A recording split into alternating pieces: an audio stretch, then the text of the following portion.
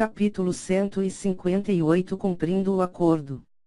Zhao Tian e Qirou ainda estavam conversando, se é que dava para chamar aquilo de conversa, pois Zhao Tian só sabia xingar e emendar um palavrão no outro enquanto Qirou se defendia e mostrava itens que ele queria trocar com Zhao Tian. Zhao Tian, seu picareta, filho de uma. O que está acontecendo aqui? Antes que Zhao Tian terminasse mais um xingamento, Yan Xiu saiu da caverna e perguntou: "É esse seu general? Ele me passou a perna." Zhao Tian falou enquanto apontava para Qirou. "Eu?" Qirou fez uma expressão de inocente. Antes de continuar, "Foi o jovem mestre quem me derrotou na negociação. Ele nasceu para os negócios." "Eu duvido." Yan Xiu colocou a mão no queixo e olhou para Zhao Tian, antes de continuar: "O que deu na sua cabeça, para negociar com o Qirou? Ele nunca perde em uma negociação." Zhao Tian olhou furiosamente para Qirou, mas este estava sacudindo as mãos e dizendo: "Não? Eu estou falando sério. Você me deu uma surra. Eu estou até mesmo pensando na possibilidade de desfazermos o negócio." Quando Qirou terminou de falar aquilo, Zhao Tian imediatamente falou: "Fechado. Vamos desfazer o negócio." Por sua vez, Qirou fez uma expressão pesarosa e coçou a nuca enquanto dizia: "Eu quase me esqueci. É antiético desfazer negócios. Eu vou ter que me contentar com esse pedacinho de raiz do salgueiro da vida. Salafrário." "Sem vergonha," Zhao Tian murmurou enquanto cerrava os dentes. "Se o negócio já foi fechado, realmente é antiético voltar atrás." Yan Xiu concordou com Qirou. Antes de continuar: "Qirou, coloque armadilhas não só aqui, mas em todo o perímetro. Depois, assim que houverem guardas devidamente posicionados aqui, me encontre na Cidade Divina." Qirou concordou com Yan Xiu e começou a trabalhar nas armadilhas. Enquanto Qirou começava os seus trabalhos, Yan Xiu se virou para Zhao Tian e disse: "Jovem mestre, eu gostaria que você me acompanhasse na libertação dos prisioneiros do templo." "Eu? Você tem certeza disso?" "Eu não serei de grande valia," Zhao Tian respondeu enquanto apontava para si mesmo. Yan Xiu sorriu e respondeu: "Não se preocupe, eu não quero que você abra as celas e jaulas. O que eu quero é que você apenas esteja lá. Já que você disse que tem vários tipos de seres lá, é bom que eles te vejam em um momento tão importante da vida deles. Já que em breve nós nos separaremos, talvez, no futuro, alguns daqueles seres possam te estender uma mão de gratidão." Zhao Tian entendeu os motivos de Yan Xiu querer levá-lo e concordou, antes que os dois partissem para a Cidade Divina. Na Cidade Divina, enquanto Yan Xiu e Zhao Tian se deslocavam para lá, Jarra, que correu e tentou ler o livro que Aqin deu a ele, tinha esvaído todas as suas forças. Uf! Uf! Uf! Deitado, com dificuldades para respirar, e a mente mais pesada do que nunca, Jarra ofegou enquanto Jins e Yang ficavam ao lado dele. Por todo o tempo, Yang e Jins não saíram de perto do Jarra. "Cadê aquele cara que se diz um mestre?" Jins falou de Aqin enquanto olhava ao redor. "Cuidado com essa boca." De repente, a voz de Aqin soou nos ouvidos de Jins, antes que ele finalmente aparecesse. Assim que Aqin apareceu, Jarra queria falar alguma coisa, mas ele era simplesmente incapaz de falar. "Parece que você finalmente chegou ao esgotamento." Aqin falou enquanto se abaixava e pegava o livro que ele tinha entregado ao Jarra. Depois, ele guardou o livro e perguntou: "Você conseguiu ler alguma coisa do livro?" Jarra, que não estava conseguindo falar, acenou com a cabeça, dizendo sim. "Bom? Talvez você não se torne um desperdício de tempo," Aqin comentou, antes de perguntar: "Como está a sua cabeça? Você está sentindo que está prestes a cair no sono?" Novamente, Jarra acenou com a cabeça em concordância. "Esse era o ponto que eu queria que você chegasse. Agora que você esgotou as energias do seu corpo e a sua mente está cansada, você conseguirá se concentrar." Aqin explicou. Assim que a voz de Aqin caiu, Yang fez uma expressão confusa, pois, pelo que deu para entender, toda aquela maluquice tinha um cunho didático. Permaneça deitado, feche os olhos e encontre a fronteira entre o sono e o despertar. Permaneça nessa fronteira, sem tender para nenhum dos dois lados, Akin falou enquanto Jarrah fechava os olhos e seguia as instruções dele.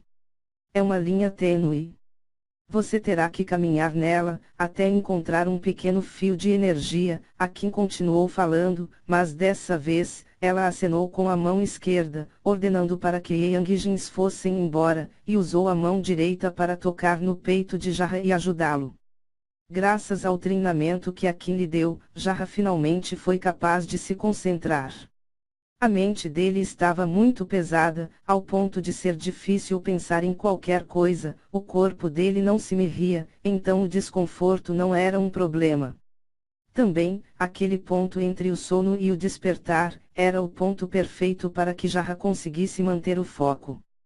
Eu vou ter que dar uma pequena ajudinha, Akin murmurou enquanto localizava um pequeno fio de energia espiritual no corpo de Jarrah e começava a movimentá-lo.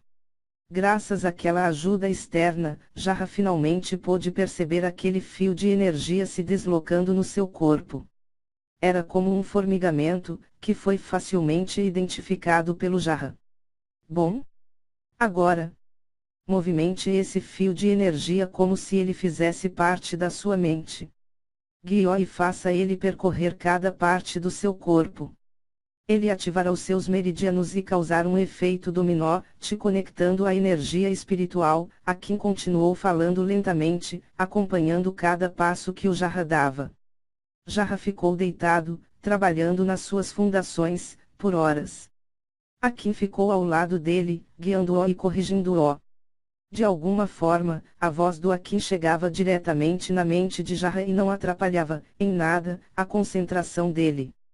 Quando o momento crucial chegou e Jarrah sentiu uma forte fonte de energia vindo da terra, Akin fechou os olhos e murmurou: se você será mesmo o meu discípulo, você não começará da maneira errada.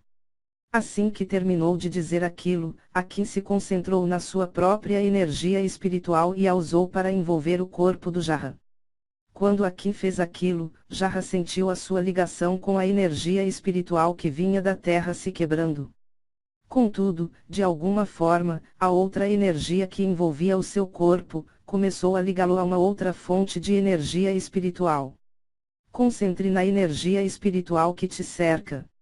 Expanda os seus horizontes e use a sua mente e corpo limpos, para visualizar o universo, Akin falou suavemente. Seguindo as orientações de Akin, Jarrah, que tinha um corpo e uma mente totalmente limpos, livres de todos os vícios e erros de um cultivador comum, se banhou na energia espiritual do Akin e sentiu uma nova forma de ligação se formando. Isso. Continue. Acenda. Tudo pode ser seu. Não há nada que não esteja ao seu alcance, Akin falou enquanto percebia que Jarrah estava conseguindo ter sucesso. De repente, enquanto as veias espirituais de Jarrah se enchiam de poder, um único raio branco brilhou no céu. Ainda falta muito para tirar esse seu ranço de nerd, mas essa sua ascensão foi um bom passo, Akin comentou enquanto dava um sorriso de canto. Depois de alguns minutos, Jarrah terminou de estabelecer as suas fundações e abriu os olhos. Isso.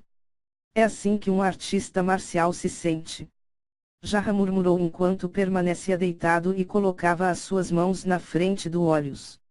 Surpreendente, para ele, não havia nenhum sinal de cansaço ou dor no seu corpo. Pirralho, você apenas abriu a porta do caminho marcial. Ainda terá um longo caminho à sua espera, mas graças a mim e ao seu corpo que nunca cultivou antes, você estabeleceu uma fraca, mas promissora ligação com a energia espiritual do universo. Akin comentou enquanto acenava para que Jarrah se levantasse. Mestre? Eu consigo te ver, Jarrah falou num tom atônito, pois agora, mesmo sem os óculos, ele conseguia enxergar. Isso é normal. A não ser que você tenha um gravíssimo problema ocular, a energia espiritual curará as doenças comuns. Akin explicou, antes de mudar para um tom de aviso e falar: atente-se para o que eu te direi. Nunca, eu disse nunca, conte a ninguém sobre a energia espiritual que você cultiva. Também, mantenha a maior distância possível do continente Andros. Sim, mestre. Jarra percebeu que aqui não estava falando aquilo à toa e concordou. Vamos, os outros já devem ter libertado os prisioneiros do templo. Talvez haja algo que necessite de mim. Akin falou, antes de se virar e partir. Jarra, que estava se sentindo no corpo de outra pessoa, não ficou nem um pouco chateado por ter sido deixado para trás, e começou a correr na direção do templo de Zeus. A libertação dos prisioneiros levou algumas horas para ser concluída. No começo, Yanxiu, Raya e Zhaotian fizeram o trabalho sozinhos. Porém, depois de algum tempo, Quirón se juntou a eles e alguns dos libertados também os ajudaram. Bestas, humanos, elfos, gigantes, e várias outras criaturas foram libertadas. Porém, Yanxiu e os outros pediam apenas algumas coisas para eles. Primeiro, nenhum deles poderia falar sobre a morte de Zeus. Segundo, quando questionados sobre as suas ausências, eles deveriam dizer que foram raptados pelos Crovaquianos ou pelos Orcs. A terceira e última coisa, na verdade não foi um pedido, estava mais para uma condição, que era: antes de ser libertado, cada um dos prisioneiros deveria aceitar receber uma marca do silêncio. A marca do silêncio garantia que nenhum dos prisioneiros contaria sobre Zeus ou os seus tempos de prisioneiros. Se algum deles tentasse falar a verdade, o que colocaria todo o planeta Decarius em risco, eles morreriam no mesmo instante. Esse era um meio cruel, porém necessário. Ninguém podia saber o que se passava nas cabeças dos libertados, então, Yanxiu tinha que ter alguma garantia. Zhaotian foi de grande ajuda, pois no começo, até a chegada de Quirón, foi ele quem colocou as marcas do silêncio nos prisioneiros e adicionou mais alguns selos que garantissem que ela nunca fosse removida. A não ser que houvesse um outro rei Esmeralda por aí, ninguém seria capaz de remover aquelas marcas. Qualquer um pensaria que as marcas do silêncio não seriam aceitas de bom grado pelos prisioneiros. Contudo, perto do sofrimento que Zeus causou a eles durante tanto tempo, umas simples marcas do silêncio não era nada demais. É certo dizer que assim que aquela condição foi informada, nenhum prisioneiro sequer titubeou. Pelo contrário, eles agradeceram os seus libertadores e juraram manter o silêncio. O príncipe Enor, o gigante de gelo que tinha atacado Yang, foi o único dos libertos que não quis partir. Senhores, eu peço para que me aceitem como um servo. O meu povo e o meu próprio pai me entregaram como uma oferenda para o Thor. Não há lugar para mim ao lado deles. Foram essas as palavras que Enor usou. Yanxiu aceitou o pedido de Enor, pois dentre todos os libertados, Enor seria o mais problemático. Já que ele foi entregue diretamente a Zeus, o retorno dele levantaria suspeitas que nenhuma mentira encobriria, afinal, escapar de Zeus não era algo que Enor pudesse fazer. A não ser que Zeus estivesse morto. A libertação dos prisioneiros afetou a rotina da cidade divina. Quando aquele monte de criaturas e pessoas estranhas começaram a sair do templo, as pessoas se assustaram e muitos procuraram se esconder em suas casas. Haviam alguns curiosos, mas esses eram apenas uma ínfima parcela dos habitantes da cidade divina. Quando a libertação dos prisioneiros finalmente terminou, Yanxiu e os outros se dirigiram para a biblioteca do templo. KKKKRRRRRR. Aquela imensa e pesada porta que Zhaotian e Yang tiveram um grande trabalho para abrir uma pequena fresta, foi empurrada por Yanxiu com uma enorme facilidade. Era como se ele estivesse empurrando uma porta de isopor. Jovem mestre, Quirón, este lugar é todo seu. Yanxiu falou enquanto olhava para aquela imensidão de livros. Enquanto os olhos de Quirón e Zhaotian brilhavam, Akin chegou até a localização do grupo e falou com Yanxiu: mestre, quando o outro pirralho chegar, ele também entrará na biblioteca. Ele precisará de alguns livros. Yanxiu concordou e perguntou: Akin, você vai recompensar o Jarra?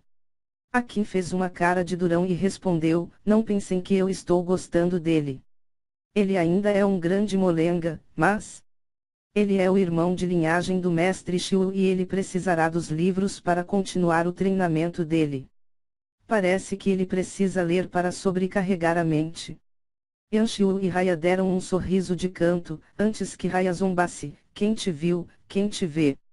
Akin. Você está cuidando de alguém. Enquanto isso, entre as prateleiras da biblioteca, Kiron e Zhao Tian procuravam pelo livro Espíritos da Vida. Porém, isso não impedia Zhao Tian de folhear alguns livros interessantes que ele encontrava.